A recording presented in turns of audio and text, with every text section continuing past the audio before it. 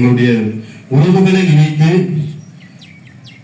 மே 18 இந்த வாரத்திலே நாங்கள் அவர்களை நினைத்து அந்த நாட்களிலே எங்களுக்கு எங்களுடைய மலர்களை நாங்கள் நினைவு கூறுகின்றோம். அந்த வகையிலே என்று சமயம் பெற்று எங்களுடைய கிராமத்திலே நாங்கள் இதை செய்வதற்கு மகிழ்ச்சி அடைகின்றோம். தொடர்ந்து இறை வணக்கத்தோடு மாண்டு போன எல்லா உயிர்களுக்காகவும் நாங்கள் மன்றாட இருக்கிறோம்.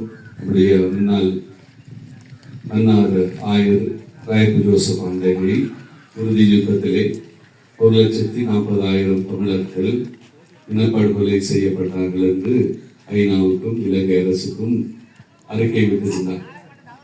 2009 இன்று வரை நாங்கள் பிறந்த உறவுகளுக்காகவும் யுத்தத்தின் போது காணாமல் ஆக்கப்பட்ட உறவுகளுக்காகவும் நீதியை கேட்டும் விமோசனத்தை கேட்டும் அறவழியிலே எங்களுடைய போராட்டங்களை நடத்தி கொண்டிருக்கின்றோம். இந்த முள்ளிவாய்க்கால் கஞ்சி இனப்பல்கொடையினுடைய அடையாளமாக தமிழ் மக்கள் ஆகிய நாங்கள் இப்பொழுது தமிழ் தேசம் என்றும் குழந்தை தேசம் என்றும் நினைவு கொடுக்கிறோம்.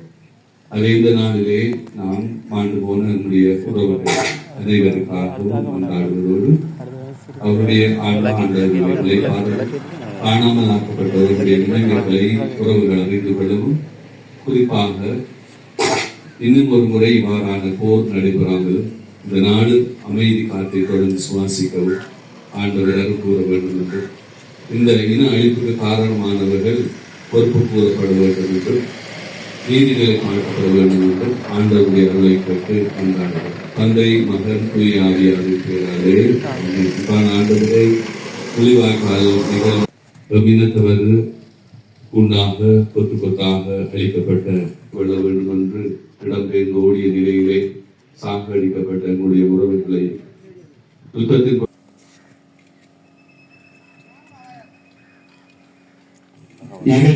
தொடர்ந்து அதுவும்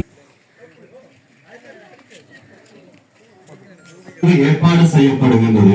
அந்த வகையிலே தொடர்ந்து 2வது தடவையாக எங்களுடைய கிராமத்திலே நாங்கள் இதை செய்து கொண்டிருக்கின்றோம். எங்களுடைய வரலாறுகள் கடந்து காலம் கடந்து எங்களுடைய சிறுவர்களுக்கு கடத்த வேண்டும் என்ற எண்ணப்பாடு